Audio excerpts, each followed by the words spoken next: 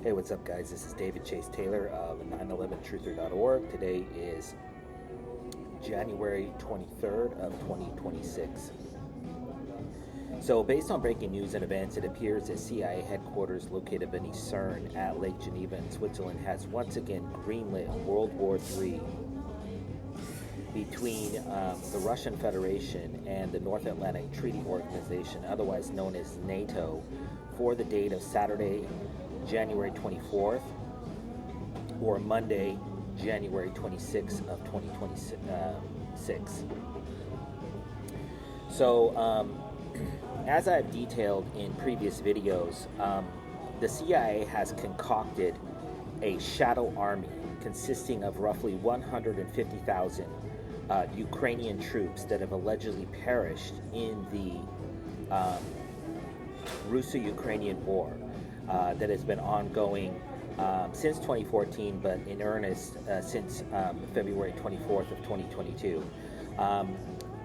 One only need to look at the commanders of Ukraine that have allegedly perished in the war, and you can see that it doesn't make any sense.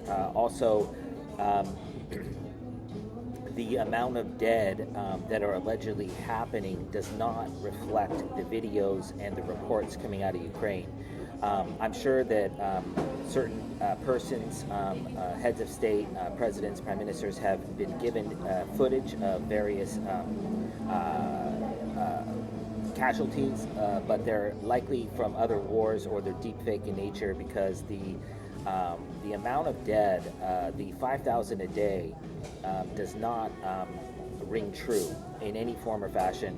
We have more video footage of the Vietnam War and people being murdered in the Vietnam War, both civilians and military personnel, than we do of the Ukraine War, and this war has gone on longer than World War II. So I have concluded, based off of since 2022 and the original incursion into Crimea since 2014, that the CIA has developed what I'm calling the false flag of false flags. They're basically have created an army of roughly 150,000 Ukrainians that are going to stage a false flag attack on January 24th or January 26th. So there's this could go either way. And that is why the symbol of Ukraine is, in fact, the trident, because it is an attack, which is the middle of the pitchfork of the trident. It's the middle one is the attack, and then it could go to the right or it could go to the left, which make up the other two. So it's what's called I believe it's called a wishbone, if I'm not, a wishbone offense. I'm not sure, but it's basically going to consist of a full-scale Russian attack or invasion of Europe, that is going to be Ukrainian troops dressed in Russian uniforms attacking multiple locations on the Russo-NATO front, or B, a full-scale NATO and Ukraine attack or invasion of Kaliningrad or Russia that is going to be executed by these troops from Ukraine. And then that will, of course, draw all these NATO and European nations into war with Russia, because Russia will immediately attack. And this is going to go down on the morning of Saturday, January 24th of 2026, or on the morning of January 26th of 2026 during the live broadcast of Championship Sunday NFL playoffs in the United States. So as previously mentioned, if you go to Wikipedia and you look up casualties of the Russo-Ukrainian War, according to their report, 73,000 to 140,000 armed forces of Ukraine members have been killed in the war. And this is basically now it's going on a 12-year war. And so, like I said, these deaths are, I believe, very, very highly inflated, and that is because somewhere in Ukraine, likely in a state of Ukraine that's on the Russian border near Moscow and also near either Czech Republic or Poland, there's likely a massing of troops going on. And I can kind of prove this in a de facto way, which I'm going to get into in a minute, but I'm just going to walk through these potential scenarios. So, if the CIA takes this, what I'm going to, for all intents and purposes, going to refer to as the shadow army in this video, if the CIA takes the shadow army and then dresses them up in Russian uniforms and has them attack Europe as pretext for World War III on the date of January 24th or 26th, it's going to likely feature one or more of these scenarios. A, storming of capitals. Berlin, Warsaw, Vienna, Kiev. They're going to stage paratrooper airborne assaults targeting these capitals, likely targeting the actual Capitol building and or key government or military installations or entities in that city. Number two is some sort of CBRN related attack. This could be a stratospheric injection. This is like where planes fly over and spray biological or chemical agents, or it could be a bombing using shells containing CBRN related agents. Coincidentally, in Belarus, which is bordering both Russia and Ukraine, the CIA staged what they call Zapad 2025 military exercise featuring 150,000 Russian armed forces back on September 12th through the 16th of 2025. So this coincidentally, this number of 150,000 coincidentally reflects the amount of people that have almost exactly of the amount of people that have died on the Ukrainian, that have allegedly died fighting on behalf of Ukraine. And that's not a coincidence, because this is exactly the amount of troops that are going to be crossing the border either into Russia or into Europe to start World War III in a few days. And coincidentally, this Zapad 2025 military exercise by Russia in Belarus was a CBRN-related exercise. It's chemical, biological, radiological, and nuclear, because this impending attack on the 24th or the 26th is likely going to be CBRN in nature. There's also the possibility that the CIA will stage a strategic bombing attack targeting multiple EU and or NATO nations that allegedly is by Russian aircraft. And this is likely going to be executed by the Israeli Air Force and then subsequently blamed on Russia. And then D, the last scenario is a full-scale Russian attack or invasion of Finland, Estonia, Latvia, Lithuania, Poland, Czech Republic, Germany, and or Ukraine, which border either Belarus or Russia. And then this would be obviously these Ukrainian troops would be dressed up in Russian military outfits, because Ukrainian language and Russian language is almost identical. It has an accent, a different accent, some different words, but as to a layman like myself or people in the aforementioned European countries, nobody can tell the difference. It sounds like Russian. So that is the scenarios regarding a Russian attack or invasion of European nations on the date of the 24th or the 26th.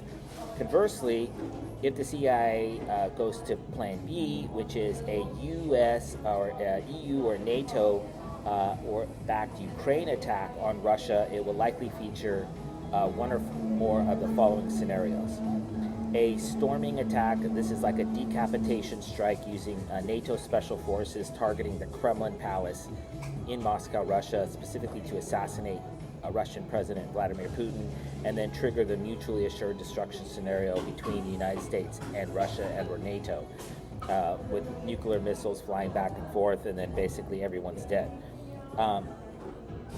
B would be a attack, a EU, NATO, Ukraine attack on the Baltic Sea Fleet headquarters in Crimea, or the attack on the Northern Fleet headquarters in northern Russia.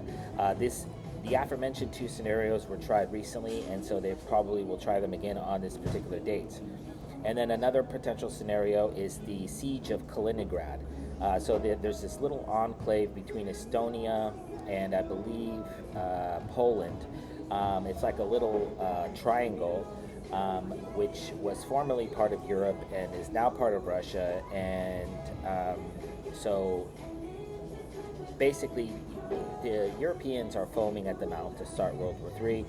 This is all being orchestrated out of Geneva, Switzerland. They're just absolutely rabid to start World War III. And so they may even stage a European offensive targeting Kaliningrad in order to trigger a Russian response. Plan C is likely Storm Shadow missile strikes targeting key strategic locations, the Kremlin Palace and/or Russian military bases, such as the aforementioned Russian Navy headquarters, specifically to trigger World War III. We saw this back in 2022 when the UK launched 3 Storm Shadow missile strikes. These are cruise missile strikes targeting the Russia's Baltic Sea Fleet headquarters in Crimea, Sevastopol, Crimea, Ukraine. So in order to foreshadow this particular event, the CIA executed a blood sacrifice of a Royal Navy paratrooper named George Hooley in Ukraine. So you're asking yourself, why are there United Kingdom, British armed forces paratroopers in Ukraine? Is that because I believe that these guys are training the Ukrainians how to jump out of planes and how to basically execute this attack, because in the event that they greenlight one of the aforementioned attack scenarios, especially if they drop 150,000 or 100,000 Ukrainian paratroopers behind NATO lines, and then they have them going towards Russia, the NATO servicemen and women will obviously perceive it as a Russian attack. And then they could do it the other way as well. They could drop a bunch of paratroopers on the Russian side and then have them attack NATO from the front, from Russian side. Either way, they might do both. And so this blood sacrifice back on January 11th of 2026, they murdered this man, and that appears to be a blood sacrifice offered up to this impending attack. Also, really quick, in respect to the numerology, so the invasion of Ukraine by Russia commenced on February 24th of 2022. And then if they stage another attack on the 24th, it would be 2 axes. And when you make 2 axes together, it forms the Star of David. Also, the date of the 24th would mark exactly 47 months since the beginning of this war. And 4 sevens is 28. If you take a 7 and a 7 and you put them together, they form a upside down triangle. And then if you take the Israeli flag, you have 2 triangles, so this is 4 sevens, which is coincidentally how many months it would have been since the beginning of the war. So this suggests that the Israeli Mossad, the Israeli Navy, and the Israeli Defense Forces are going to be involved in this attack somehow, because you have a Jewish Zionist named Vladimir Zelensky in charge of Ukraine, and then you have an Israeli Zionist, Jewish Zionist named Benjamin Netanyahu, and they are working, they're getting their orders from the first Jewish state of Switzerland and her CIA, so they're working in tandem. And coincidentally, back on August 5th of 2022, the CIA executed Operation Breaking Dawn, which was the activation of 25,000 IDF troops in Israel, and I believe that these troops are going to be involved in this impending attack. They're likely have been in Ukraine training these Ukrainian troops how to jump out of planes, and they've likely been outfitting them with Russian-made weapons from Israel. And so this is going to be a joint Ukraine-Israeli operation, and the I of Israel and the U of Ukraine put together is it forms the menorah. It's also on the symbolically on the helmets of Indiana University, which coincidentally just won the college football championship on January 19th. So we could expect, if this plan gets greenlit, we can expect a blood sacrifice event targeting one or more of the Indiana State or Indiana University football players, coaches, or cheerleaders, or students or professors or anything associated with Indiana University, because this is what they do. They execute these satanic blood sacrifices. And in order to foreshadow the notion that Ukraine is getting ready to launch an offensive targeting the Russian Federation, and or its enclave of Kaliningrad. Politico published a report back on January 11th of 2026 entitled Zelensky Vows New Operations Targeting Russia.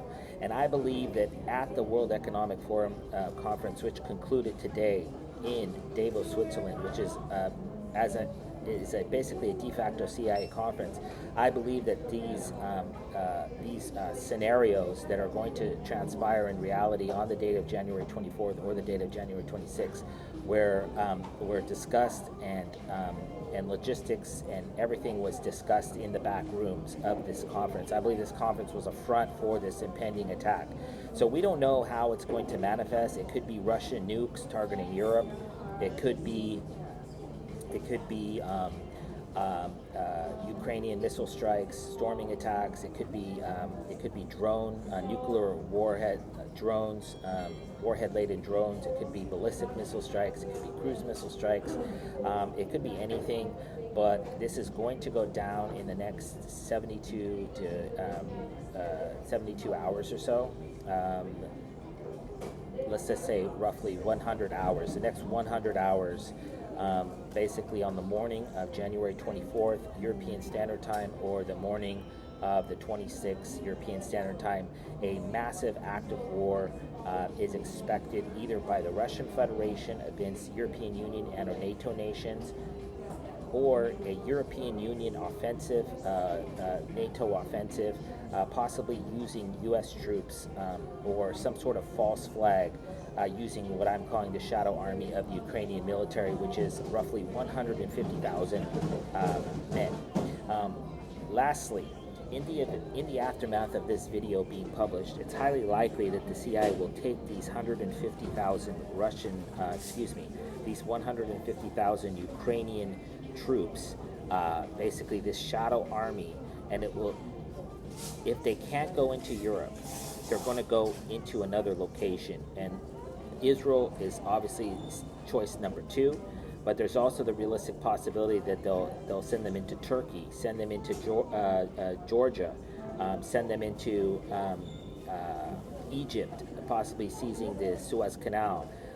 But they're going to use these 150,000 Ukrainian troops in some form or fashion in the near future, most likely on the date of the 24th or the 26th. And then they're going to say that it's Russia, because they have them outfitted in Russian uniforms with Russian flags, with Russian weapons, and they're speaking a version of Russian, which is Ukrainian, and which is almost identical, especially to the layman.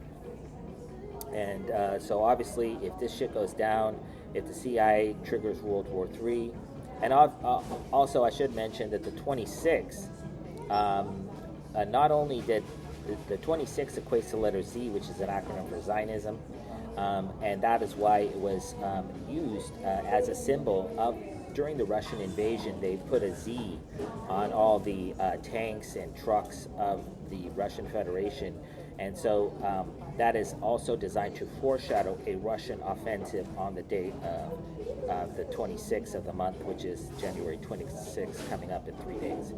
So obviously, if any of the aforementioned scenarios come to fruition in reality, or a variation thereof, I kindly ask that you download this video and share it with local, state, and federal law enforcement, military, and intelligence officials, as well as with local, national, and international media outlets. Peace.